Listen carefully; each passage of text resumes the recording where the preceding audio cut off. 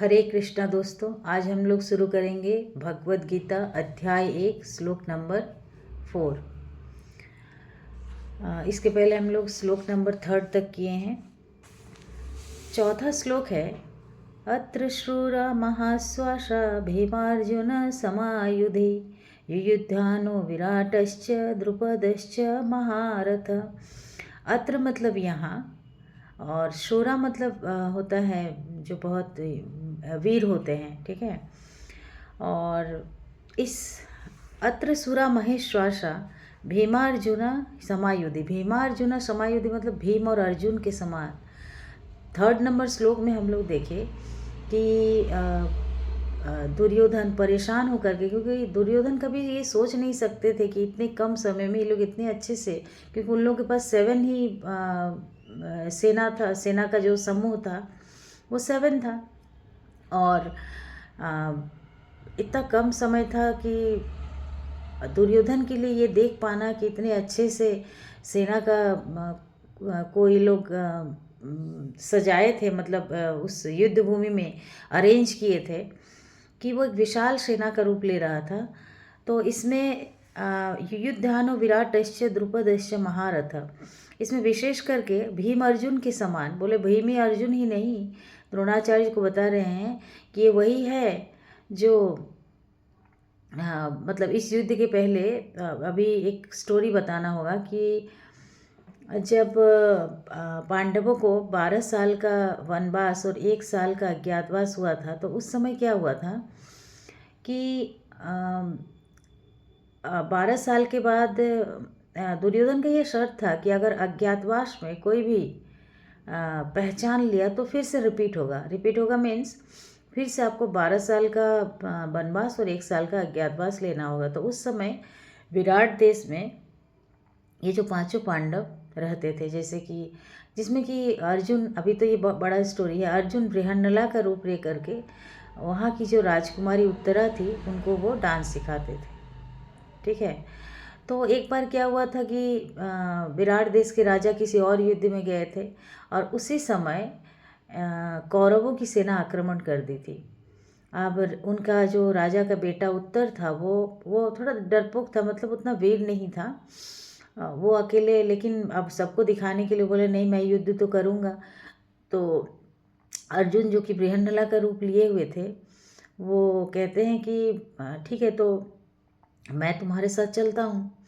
और वो रथ हाँकने लगे, मतलब वो उनका सारथी बने और युद्ध भूमि में गए। अब युद्ध भूमि में कौरव पांडव भीष्म पितामह द्रोणाचार्य सभी बड़े बड़े योद्धाओं को देख करके जो है ना, उत्तर जो है वो राजकुमार वो बहुत नर्वस हो गए। तो फिर अर्जुन जो कि बृहन्नला का रूप लिए हुए थे वो कहते हैं कि तुम एक काम करो, तुम रथ चलाओ और मैं लड़ाई करता हूँ। और फिर वो अपना एक पेड़ में वहाँ पर जो छुपा के रखे थे उस जगह से अपना गांडीव लेकर आते हैं और लड़ाई करते हैं। अब जब युद्ध भूमि में वो जाते रहते हैं तो उत्तरा कहती है कि वो काफ़ी कम उम्र की थी, तो वो कहती है कि आप लोग लड़ाई करने जा रहे हैं, तो लड़ाई में जो लोग महान योद्धा होंगे उनका मुझे वस्त्र चाहिए, क्यों, अपने गुड्डे गुड़ियों की कपड़ा बनाने के लिए। तो फिर ये सब छोटे छोटे आप पूरे जब भगवत गीता को पढ़ेंगे ना, तो इसमें आपको ना हर तरह का फन मिलेगा, पॉलिटिक्स भी मिलेगा, सोशल भी मिलेगा, हर चीज़। तो इसमें वो जो बालपन था, तो जाते समय अर्जुन को फिर याद आया कि भाई ये बोली थी कि मेरी शिष्या है, और वो उसका एक ख्वाहिश था, इच्छा थी।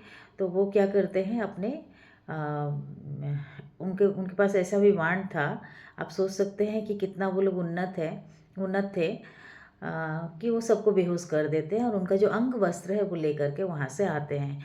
तो वही द्रोणाचार्य को याद दिला रहे हैं कि कुछ ही दिनों पहले युद्ध हुआ था और सारे कौरवों को अकेले अर्जुन हराया था, और यहाँ तो अर्जुन ही नहीं, वो तो ज़्यादा घबराए हुए हैं भीम के लिए। इसीलिए वो अर्जुन भीम नहीं कहते, वो कहते भीमा अर्जुना समायुधि, भीम और अर्जुन के समान योद्धा और भी हैं, जिसमें युयुधान विराट मतलब विराट के देश के जो बेटा था वो राजकुमार, द्रुपद मतलब द्रौपदी के का भाई, ठीक है। तो इतने सारे विशाल विशाल। अब यहाँ पर युयुधान कौन था, ये भी एक सवाल है। युयुधान जो भगवान के अंगरक्षक थे, हमेशा वो भगवान के साथ ही रहे, कभी भगवान से अलग नहीं हुए। क्योंकि उनको जब पांडवों की तरफ से कहा गया कि आपको पांडवों की तरफ से लड़ना है, तो भी वो इनकार कर दिए कि नहीं, मैं तो आपको छोड़ के जा ही नहीं सकता हूँ। तो ये, और वो युयुधान जिसको कि दुर्योधन शिक्षा दिए थे, और दुर्योधन उनको शिक्षा दिए थे, ये तो अलग बात है। लेकिन सबसे बड़ी बात है कि द्रोणाचार्य को वो 101 टाइम्स हराए थे धनुर्विद्या में, और हराए थे इस तरह से कि जैसे ही एक बाण निकालते थे धनुष टूट जाता था। तो ये एक युद्ध कला होती है कि अगर आप धनुष को तोड़ देते हैं तो उसको फिर से अरेंज करने में टाइम लगता है, तो इसमें विजय होना निश्चित हो जाता है। तो द्रोणाचार्य जैसे महान योद्धा को हराए हुए थे कौन? सांतकी। और सांतकी एक ऐसा पर्सन थे जो कि लास्ट में भी पांडवों के साथ साथ वो जिंदा रहे, वो मरे नहीं, बाद में उनका डेथ हुआ। तो अब अर्जुन सबसे है कि अब द्रोणाचार्य इन लोगों को देख करके, और विराट, अब जैसे कि द्रौपदी के जो भाई हैं वो द्रुपद, उसको देख करके भी वो, क्योंकि द्रुपद का जो जन्म हुआ था, वो द्रुपद नरेश एक यज्ञ किए थे, और उनका मेन था कि द्रोणाचार्य को मारना, और द्रोणाचार्य ये जानने के बाद भी उनको शिक्षा दिए थे। तो ये जो अर्जुन है, ये बार बार द्रोणाचार्य को ये सब याद दिला रहे हैं, क्योंकि खुद तो वो काफ़ी डरे हुए हैं। क्योंकि जब भी आप अधर्म का साथ देते हैं ना, तो आपका डर निश्चित है। और जब आप धर्म का साथ देते हैं तो फिर आप ये नहीं सोचते हैं कि हम हारेंगे या जीतेंगे, क्योंकि अगर धर्म का साथ देने के समय आप हार भी जाते हैं, इन केस मान लीजिए, ऐसे हार तो होती नहीं है, क्योंकि धर्म हमेशा, सत्य हमेशा ऊपर होता है। ये एक बहुत बड़ी बात है। आप देखिए, आप सत्य को कितना भी छुपाइए, वो हमेशा किसी न किसी बहाने उसको ऊपर आना है। उसी तरह धर्म हमेशा ऊपर होती है। भले ही एक बार कोई हार जाए, जैसे कि पांडवों को धर्म के रास्ते में रहने के बाद भी बहुत ज़्यादा ही तपस्या करनी पड़ी। ऐसे तो बहुत लोग बोलेंगे कि अरे, अगर वो धर्म, अगर भगवान उनके प्रिय मित्र थे, अर्जुन के सखा थे, तो फिर अर्जुन को इतना कष्ट क्यों हुआ? इसके पीछे हम लोग कभी बात करेंगे, क्योंकि भगवान मतलब इस भगवत गीता में हम लोग को इतना बहुत ज़्यादा शिक्षा दिए। भगवान किसी के कर्म को काट नहीं सकते हैं, लेकिन हाँ, अगर आप भगवान का सहारा लेते हैं तो आपको कुछ छूट तो मिलेगा ही। लेकिन जो जिस जैसे कि मान लीजिए कि आप भगवान का साथ लेते हैं और आपका बहुत बुरा कर्म है, और लेकिन इसमें इस चीज़ को डिस्कस करने के लिए अलग वीडियो बनाना होगा, ये काफ़ी लंबा चल रहा है। तो कुछ पृष्ठभूमि पहले से तैयार होती है, और उस पृष्ठभूमि में आपको उस रोल को अदा करना ही होता है, ठीक है। तो श्लोक संख्या ये जो 4 है, ये हमें ये दिखाता है कि दुर्योधन नर्वस है, और नर्वस क्यों है? क्योंकि वो अधर्म का साथ देता है। दोस्तों, इतना ही। फिर हम लोग बात करेंगे 1.5 के बारे में, और द्रोणाचार्य के बारे में, और एक जो विशेष इन्फॉर्मेशन। द्रोणाचार्य कौन थे? तो परशुराम के शिष्य थे, महान थे, महान योद्धा, इतने सभी लोगों को ट्रेंड किए थे।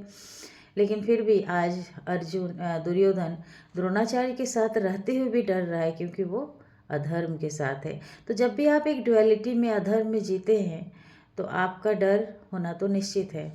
दोस्तों, इतना ही। हरे कृष्णा।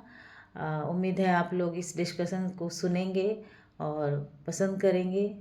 भगवान से मेरी यही प्रार्थना है। Thank you.